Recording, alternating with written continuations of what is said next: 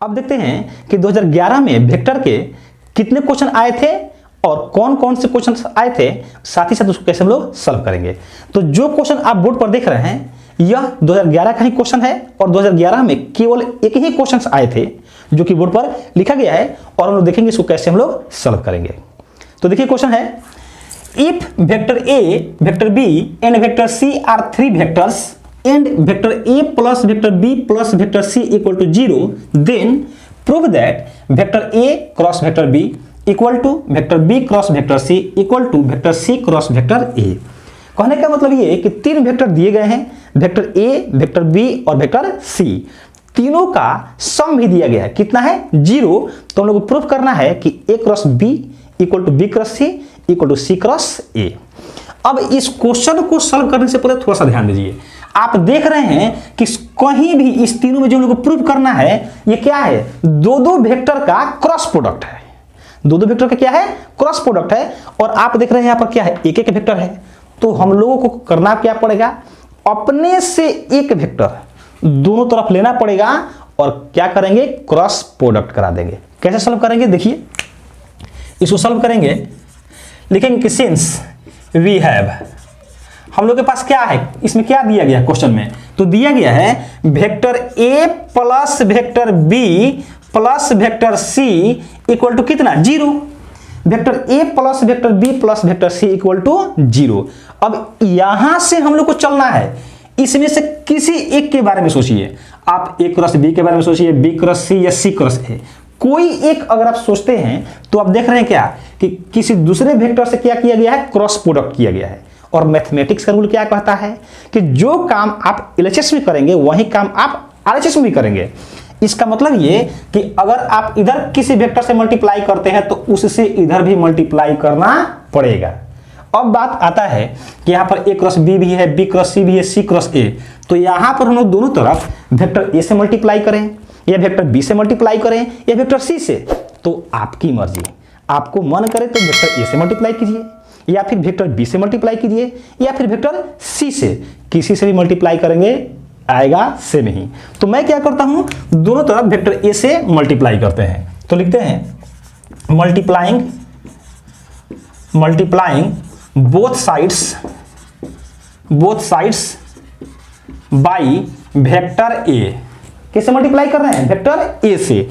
तो जैसे ही vector a से मल्टीप्लाई करेंगे, लेकिन ध्यान रखेंगे क्या कर रहे हैं हम लोग को, क्रॉस प्रोडक्ट। ये है vector a plus vector b plus vector c और ये क्रॉस करा दिए किससे, वेक्टर a से। तो वेक्टर a इक्वल टू 0 और ये कुछ नहीं तो क्या इसको वेक्टर लिख सकते हैं, है ना, या फिर आप इसको छोड़ भी दे तो भी कोई फर्क नहीं पड़ेगा, वेक्टर a। ये वैल्यू क्या आ जाएगा, 0 आ जाएगा और ये a तीनों के साथ क्या हो जाएगा, क्रॉस प्रोडक्ट में। तो ये हो जाएगा vector a cross vector a plus vector b cross vector a, vector b cross vector a plus vector c cross vector a, vector c cross vector a equal to ये कितना आएगा, 0। कितना आएगा, ये 0 आएगा।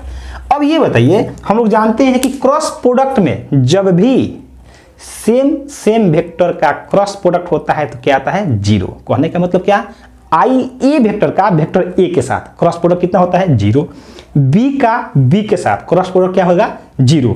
तो आप यहां देख रहे हैं कि ए क्रॉस ए आया है, इसका वैल्यू कितना होगा, 0। तो लिखेंगे since vector A cross vector A equal to 0 होता है, इसलिए इसके जगह क्या लिखेंगे हम लोग, 0 प्लस इसके जगह क्या लिखेंगे, vector B cross vector A plus इसको लिखिए vector C cross vector A equal to 0।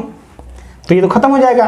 तो यहां से क्या आएगा, vector B cross vector A plus vector C cross vector A equal to 0, ऐसे आएगा ना।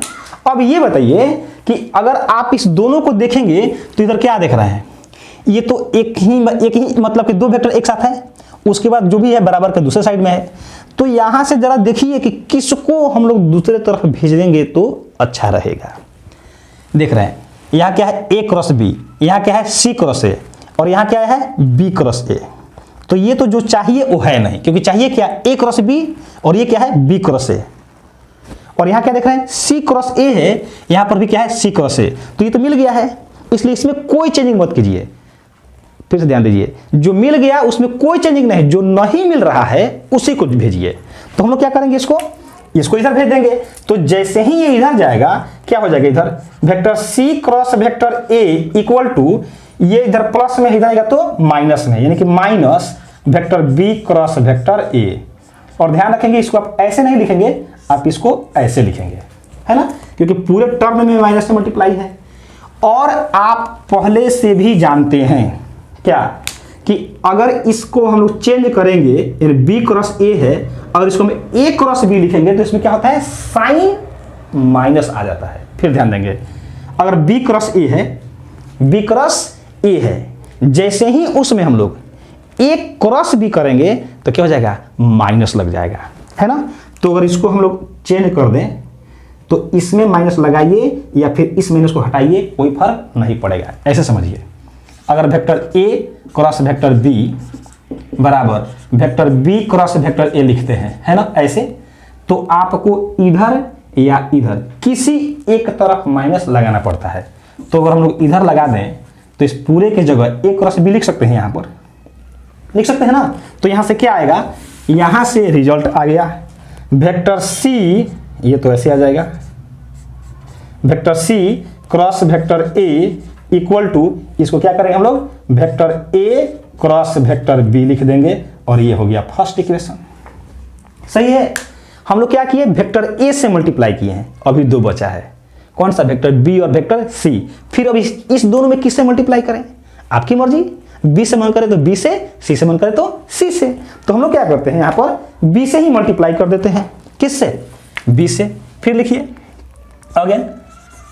अगेन वी हैव सेम चीज, क्या vector A plus vector B plus vector C equal to 0।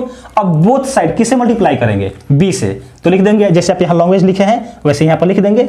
और क्या आएगा यहां से vector A plus vector B plus vector C, और क्रॉस प्रोडक्ट किससे, वेक्टर बी से इक्वल टू 0। क्रॉस बी इधर भी करना पड़ेगा, जैसे ही वेक्टर बी तीनों में मल्टीप्लाई करेगा तो ये vector A cross vector B plus vector B cross vector B plus vector C cross vector B equal to कितना हो जाएगा 0। बात समझ में आ रहा है शेषन? अभी बताइए इसमें किसका वैल्यू 0, तो देखिए कि सेम सेम कौन है, तो ये दोनों तो सेम सेम है, और क्रॉस प्रोडक्ट में सेम सेम रहता है तो क्या होता है वैल्यू 0 होता है। तो इसका वैल्यू कितना आ जाएगा 0, तो ये बचेगा और ये बचेगा, यानी vector A cross vector B plus 0 इसका प्लस इसका, vector C cross vector B equal to कितना 0। अब इसको हम लिख सकते हैं क्या ऐसे, कैसे, ये देखिए vector A cross vector B plus vector C cross vector B equal to 0। सही है ना। अब फिर इस दोनों में देखिए कि कौन है जो हम लोग को लाना है, वो आ गया है। तो देखिए ए क्रॉस बी है, सी क्रॉस बी है, तो ए क्रॉस बी यही तो प्रूव करना है, आ गया है। यहां पर क्या लाना है बी क्रॉस सी, और ये क्या है सी क्रॉस बी, तो इसको दूसरी तरफ भेज दीजिए।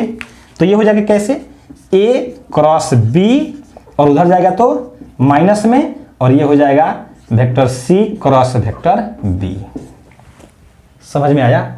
अब इसका अगर स्थान अदला बदली करेंगे तो ये अपना साइन क्या करेगा चेंज करेगा, यानी कि अगर हम इसको ऐसे लिखें vector A cross vector B equal to vector B cross vector C, तो क्या करना होगा, माइनस है तो प्लस करना होगा, अगर प्लस रहता तो क्या करते हैं लोग माइनस करते हैं। सही है ना। और इसको मानेंगे इक्वेशन 2। अभी बताइए इक्वेशन फर्स्ट में और इक्वेशन सेकंड में देखिए तो क्या लिख सकते हैं, from equation first and second क्या मिलेगा, वी गेट, देखिए यहां से क्या है ए क्रॉस बी, तो A cross B equal to क्या है vector B cross vector C है, और यहां देखेंगे तो vector A cross vector B equal to ही क्या है सी क्रॉस ए, है ना। तो यहां से ये भी क्या हो जाएगा equal to C cross A, और यही हम लोग को प्रूव्ड करना था। तो इस तरीके से हम लोग इस लेक्चर में देखे कि यदि vector A plus vector B plus vector C equal to 0 हो तो कैसे हम लोग प्रूव करेंगे कि vector A cross vector B equal to vector B cross vector C equal to vector C cross vector A. मैं उम्मीद करता हूं कि आपको इस क्वेश्चन का सॉल्यूशन बहुत अच्छे से समझ में आया होगा। अगर वीडियो अच्छा लगा हो तो वीडियो को लाइक करें और अगर चैनल पर नए हैं तो चैनल को सब्सक्राइब करके बेल आइकन को भी अवश्य प्रेस कर लीजिए, जिससे आने वाले वीडियो का नोटिफिकेशन आपको मिलता रहे और आपकी पढ़ाई अच्छे से चलता रहे। अगर आपको वीडियो अच्छा लगता हो तो कमेंट बॉक्स में आप कमेंट अवश्य करें। अगर आपके कमेंट्स आते हैं तो उसी हिसाब से, जैसे आप कमेंट्स करते हैं उसी के हिसाब से लेक्चर को तैयार किया जाता है और कमेंट से पता चलता है कि आपको वीडियो कैसे लग रहे हैं और कमेंट पढ़ के अच्छा भी फील होता है क्योंकि रिस्पॉन्स आप लोग का अच्छा आता है। Thank you so much for watching this video.